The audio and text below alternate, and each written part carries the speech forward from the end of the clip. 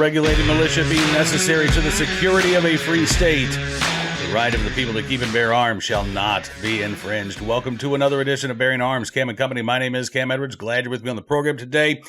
As I mentioned yesterday, we're going to be talking with Barry Todd, a self-defense survivor who wrote a book called The Stand Your Ground, detailing his nightmare, legal nightmare, after he acted to defend his life. I spoke with Barry at the annual meeting in Atlanta back in, May, I guess it was. And since then, Barry has actually heard from a lot of folks who are either concerned that they might find themselves in a similar situation. He's talked to some folks who have found themselves in that same similar situation. So I thought it'd be good to touch base with Barry and just get an update on, what has gone on over the past few months. And if you missed that interview with Barry back in May, we talk about what actually happened to him more than 10 years ago. And I got to tell you, it is a legal nightmare.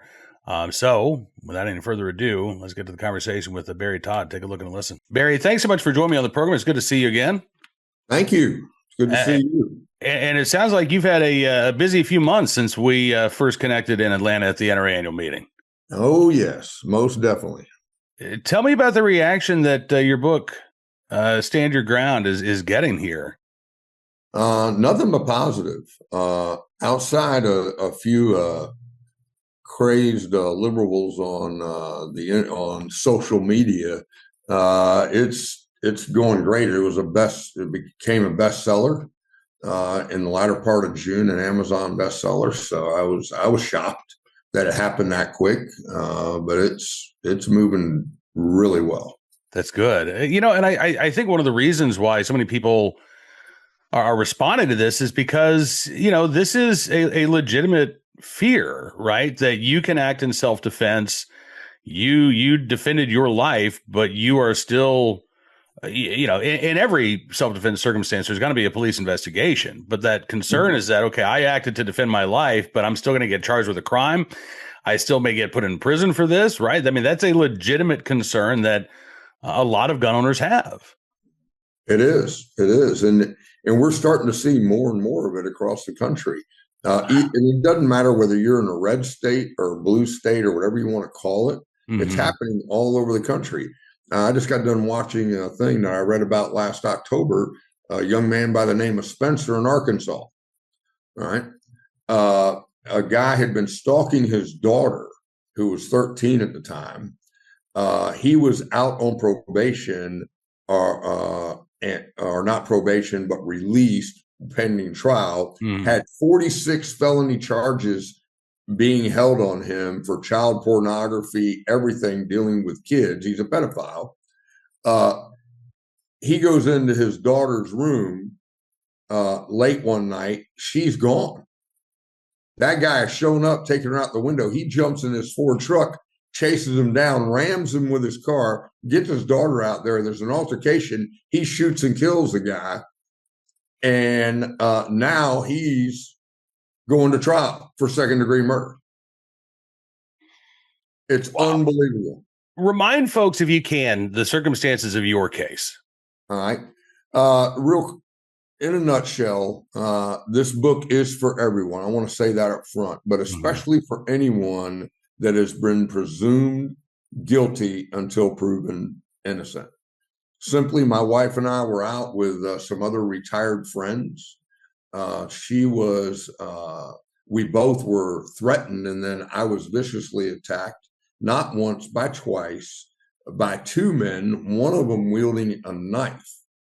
And when the police arrived, they handcuffed me immediately with no investigation, no due process, threw me in jail for 5 days with no medical, never read me my rights, and then charged me with attempted murder and 2 counts of aggravated assault. And they did all of that, Cam, prior to ever looking at one of the 16 cameras that were in and around the building to show that it was strictly self-defense, even though I told them it was strictly self-defense. Yeah. So what happened? I mean, were the charges eventually dropped? Yes, it got sent back to the grand jury 4 times, Cam. On the 4th time, and they kept getting sent back. I see you laughing, so let me add a little clarity to that. The reason the judge kept sending it back to the grand jury is because the prosecutor would not refuse, for whatever reason, to show the videos and present all the self-defense laws. And when you go to a grand jury, most people don't understand how a grand jury works. It is the prosecutor's playground. Mm-hmm. Right? There is no judge. There is no defense. He presents all his evidence the way he wants the charges to come out. And we see it coming across the country. Another example is Daniel Pennycam, the New York kid. Yep. If that prosecutor, Alvin Bragg, had gone into the grand jury and showed the videos from all those people's phones, all right, and taken their statements and presented them to the grand jury, he would have never come out with charges. That grand jury would have never done charges. So he withheld that information from the grand jury so he could take it to trial, all right, because it was a black versus white thing. He was making it out to be that way. And it would have saved him a lot of money. But see, prosecutors are elected, and they have to appease their constituents. Yeah. So they don't want to do the honorable thing and present all the evidence, getting the no charges charged, and then letting the guy walk. They'd rather put them and their family through hell so the onus doesn't fall on them. So getting back to your case, after the fourth time that the grand jury was presented with this case, did they decline to indict once they? Great question. On the fourth time that the judge sent it back, the prosecutor got very upset in the courtroom, threw his pencil down on the desk, and said, "Your Honor, I demand a preliminary hearing." My attorney was like, "Yes, we want to do that." And for your listeners, if you don't know what a preliminary hearing is, it replaces a grand jury, but it's like a mini trial. Yeah, you get to actually present your side of the case. Correct. And you have a judge that has knowledge of the law, knows all the laws. He has the manuals there, and he determines if there's enough probable cause. Okay. And so the funny thing was, Cam, we didn't even have to put anything on. We just used the video, and every single one of the prosecution's witnesses recanted their testimony. And at the end of the prosecution's presentation, we haven't put anything on. The judge literally looked at the prosecutor and goes, watching the video, Mr. Todd was justified in his actions. It doesn't matter whether he was shot him or not. He was justified. He was assaulted. He was attacked. And then he looked at me and he goes, improbable cause is a low bar to obtain in the United States. And I could argue in court and win that it's even lower in the state of Arizona. But you haven't even come close. Wow. Yeah.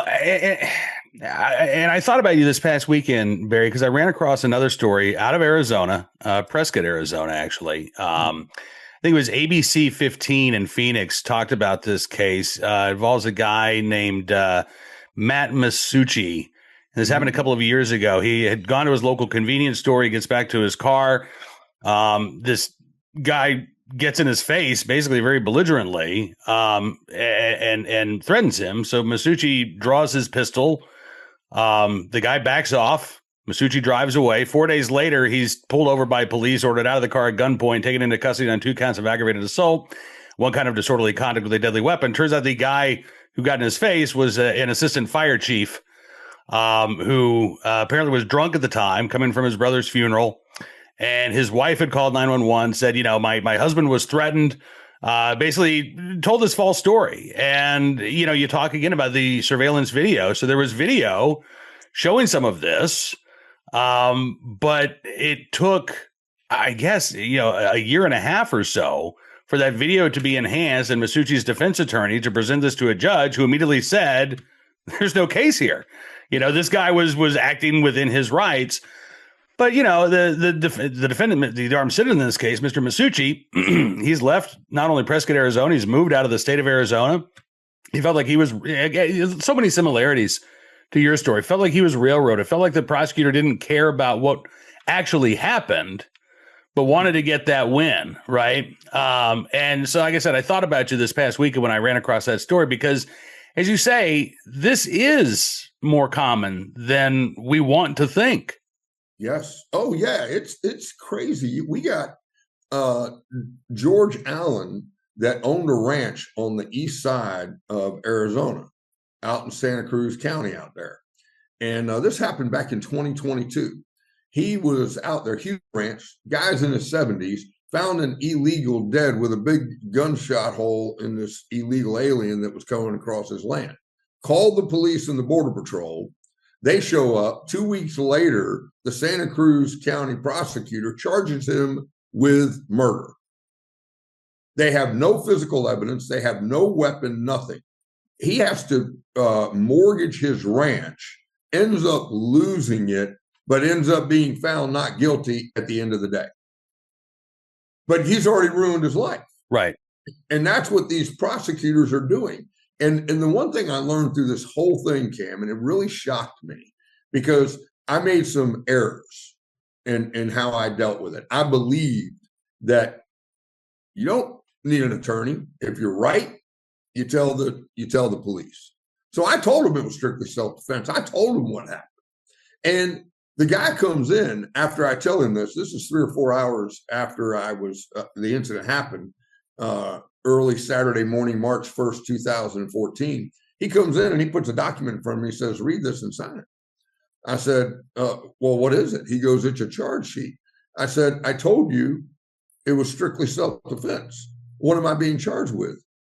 Attempted murder and 2 counts of aggravated assault. I said, again, I told you this was self-defense. I know Arizona law. He goes, well, we have the whole thing on video. I said, great. Have you looked at the video? He said, not yet. Now, being a retired Army Ranger, you can imagine the words that came out of my mouth next. It started with, oh, you're a real intelligent life form. The oxygen's just flowing to your brain. Who the hell gave you a badge?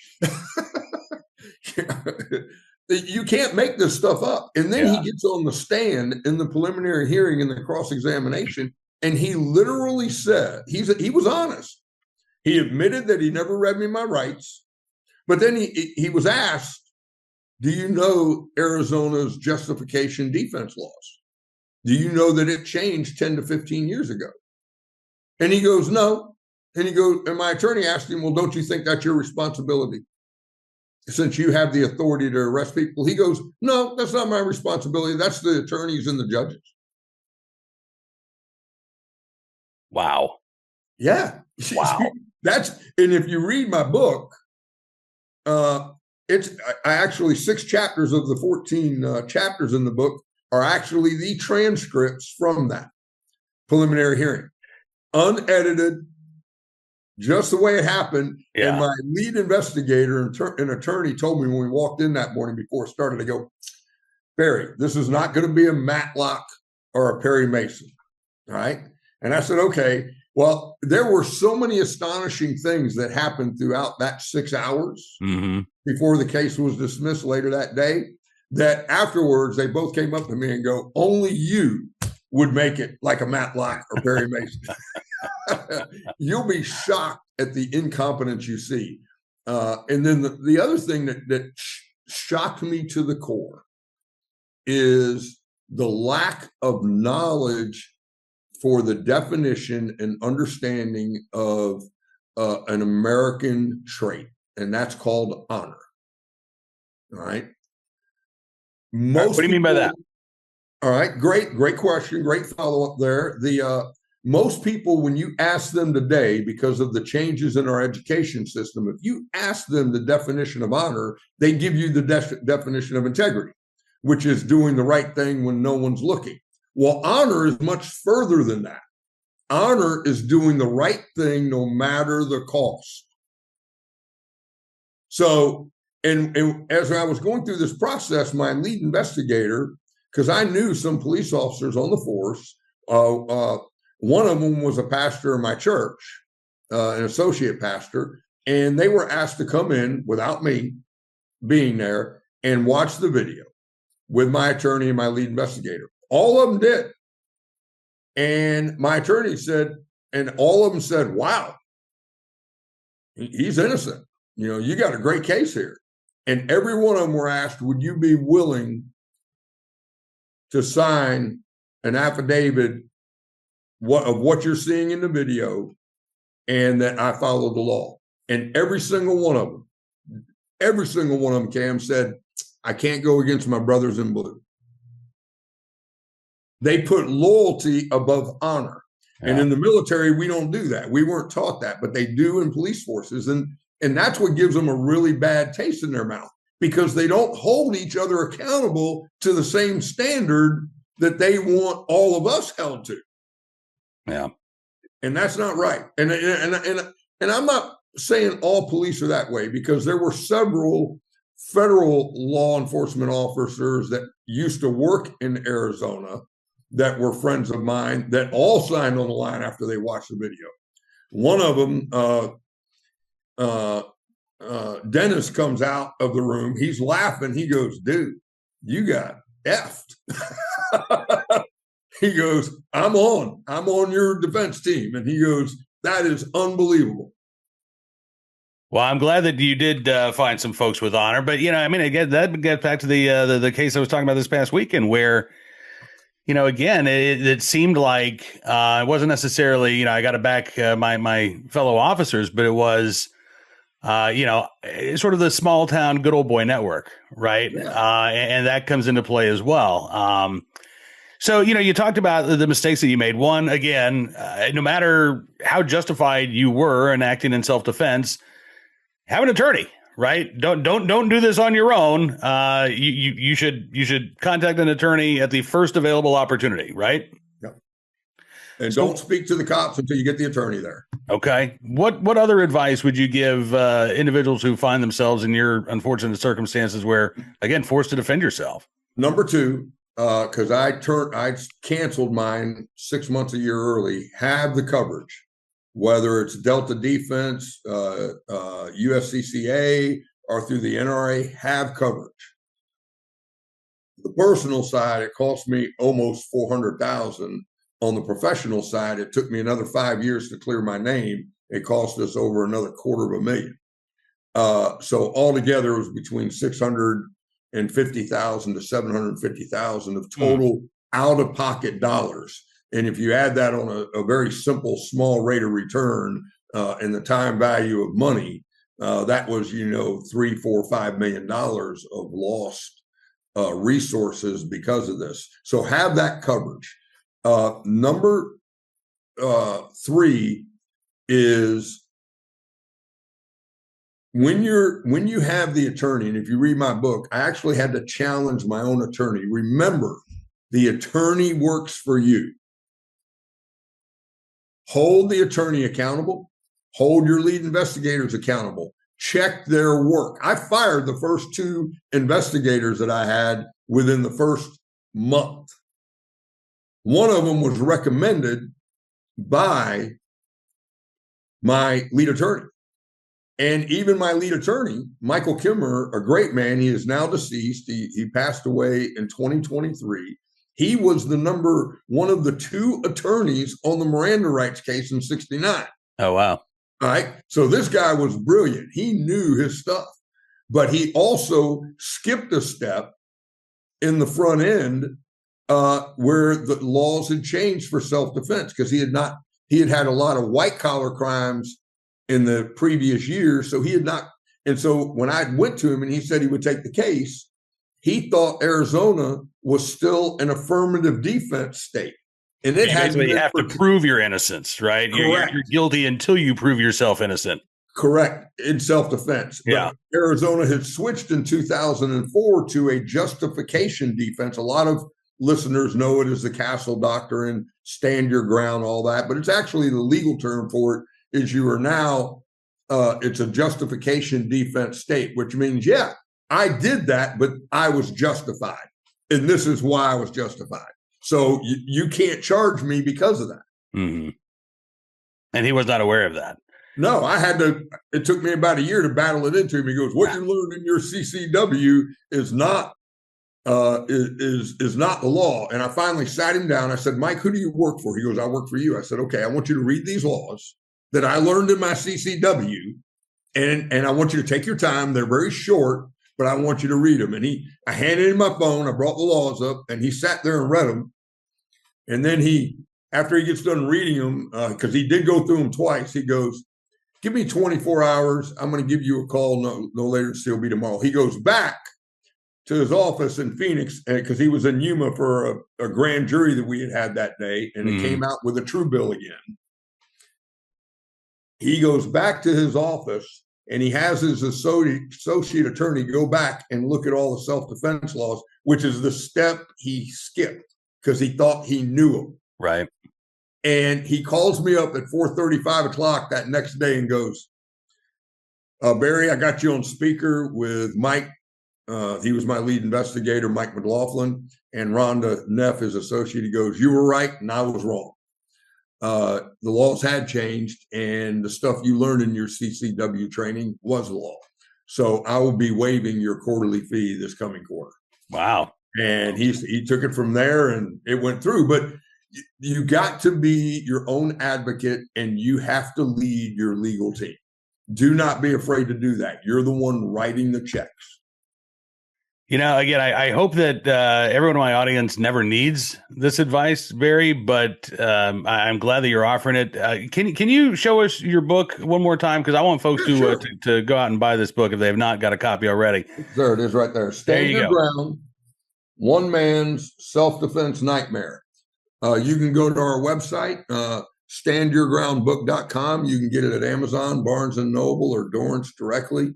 All the proceeds from our book are going to a foundation that was created by my legal team, my wife and I, and some other experts, legal experts, retired police chiefs and stuff, to start helping other people throughout the country.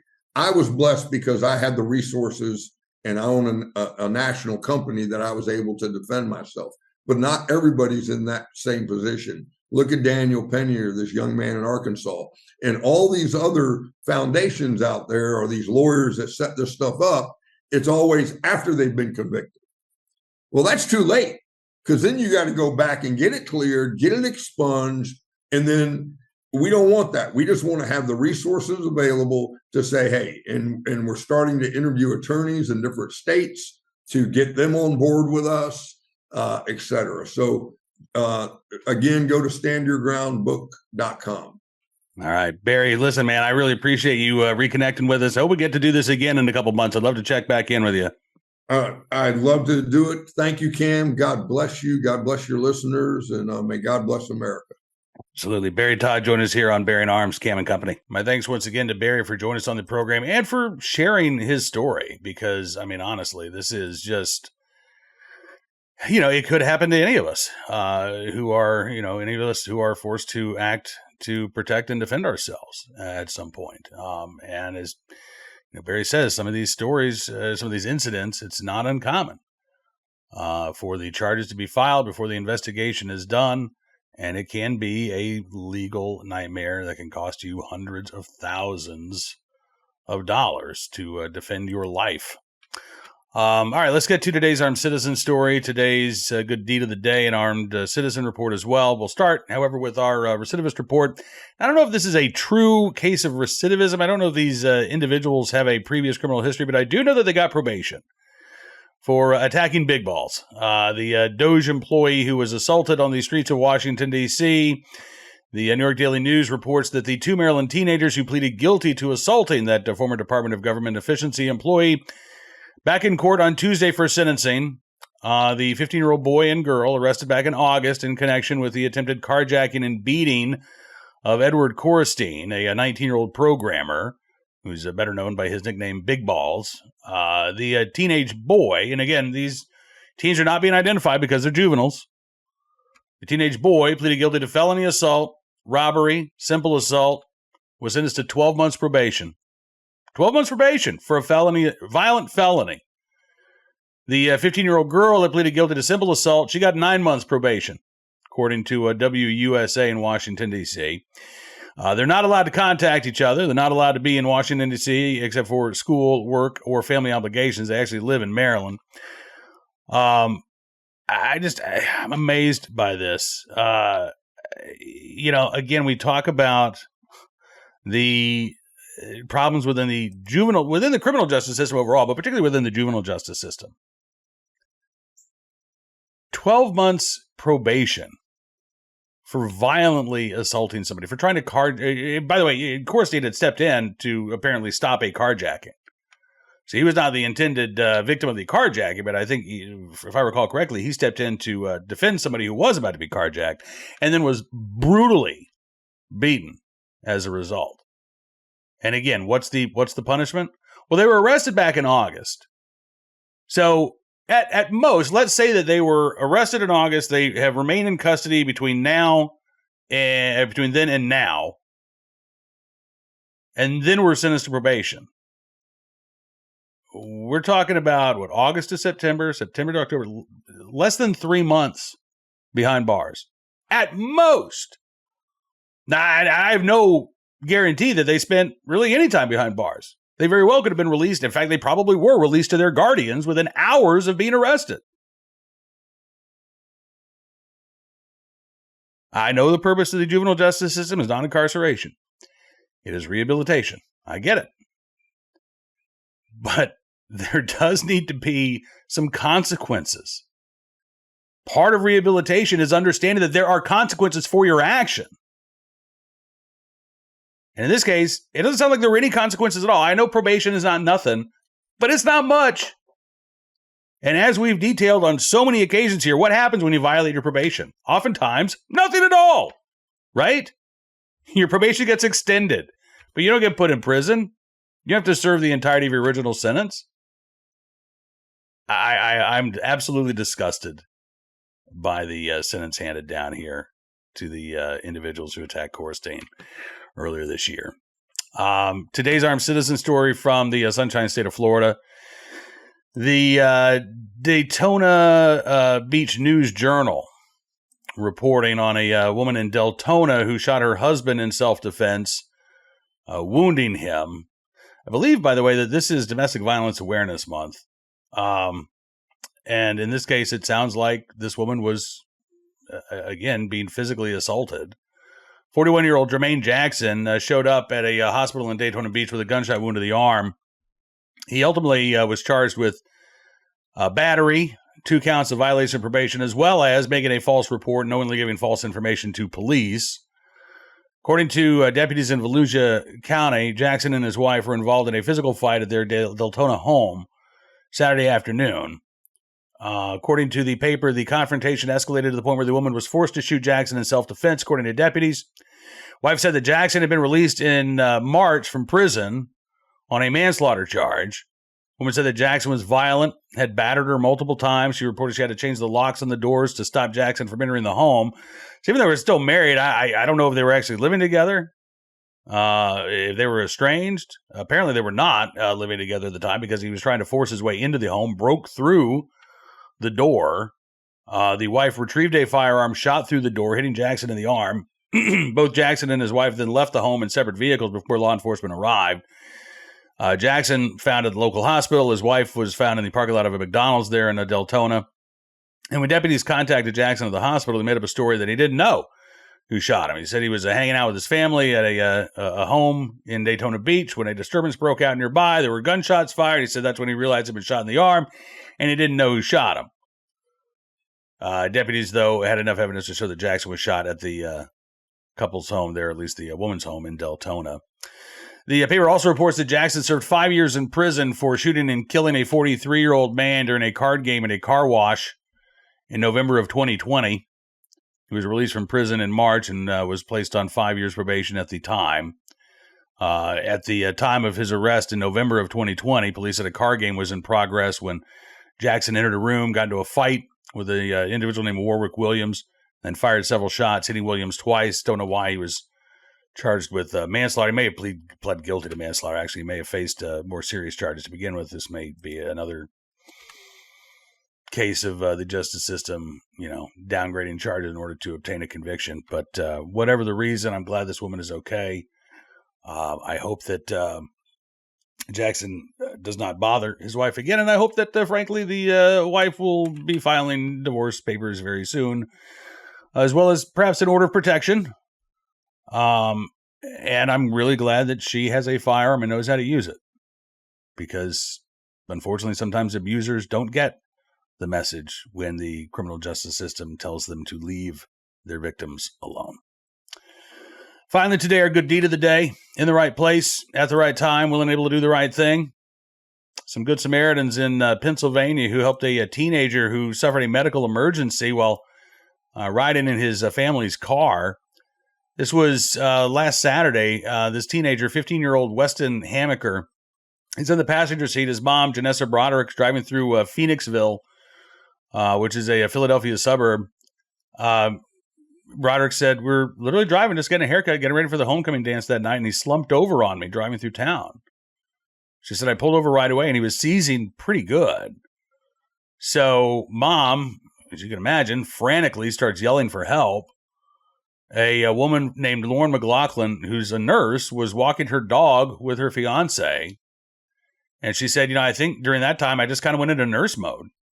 She said, you just kind of get into a different mindset. She said, I didn't even think twice. So she ran over, she checked Hamaker's pulse, she adjusted his position to help him breathe. A couple of seconds later, it sounds like, another Good Samaritan, a volunteer firefighter, a retired volunteer firefighter named Jonathan Mount, saw what was going on. He rushes over to help. Mount said, my wife and I were getting ready to get in the car, and we just heard this yell. He said, I've heard it before. It's that mom yell. And he said, I knew somebody was really in trouble, so I just jumped in the back seat. I held his head so he could breathe better. While they're working to put Hamaker in a position that he's not going to hurt himself during the seizure, another woman calls 911. Hamaker's mom said, one Good Samaritan, one after another, 1, 2, 3. She said, they all happen to be perfect trades. A nurse, a firefighter. What else can you ask for in that moment when you are helpless? Her son was taken to a local hospital. He was released later that day. And Broderick posted her story on social media and wanted to thank the people who helped save her son. And she was actually able to find them through social media. One of the, as far as I'm concerned, one of the few good uses of social media. And she said, I'm happy they didn't shy away from reuniting again. She said, I'm happy we were able to find him and I was able to thank him. And I am too. That it is great that they were able to reconnect under much better circumstances. So again, in the right place, at the right time, willing, able to do the right thing. Lauren McLaughlin, Jonathan Mount, the unnamed Good Samaritan who called 911 to help this teenager in need. We thank you for your very, very good deed. All right, that is going to do it for this edition of Barry Arms Cam & Company. I want to thank you, as always, for being a part of the program. Be sure to check out BarryArms.com throughout the day. We're keeping you up to date on all of the latest Second Amendment news and information, including oral arguments of the Third Circuit over New Jersey's ban on so-called assault weapons and large-capacity magazines. We've got the latest on the DOJ pushing back against critics who say they're not pro-Second Amendment enough. Good news in terms of self-defense out of the state of Massachusetts, surprisingly enough, and much more. You can find it all again at BarryArms.com. If you like what you see, I'd encourage you to become a VIP, VIP Gold, or VIP Platinum member. We've just rolled out some great new stuff for VIP Platinum members. And if you use the promo code POTUS47, you can get 74% off your VIP membership right now. Great time to join up, and no matter what tier of support you choose, we certainly do appreciate your support. We'll see you back here tomorrow. Until then, be well. Be safe and be free.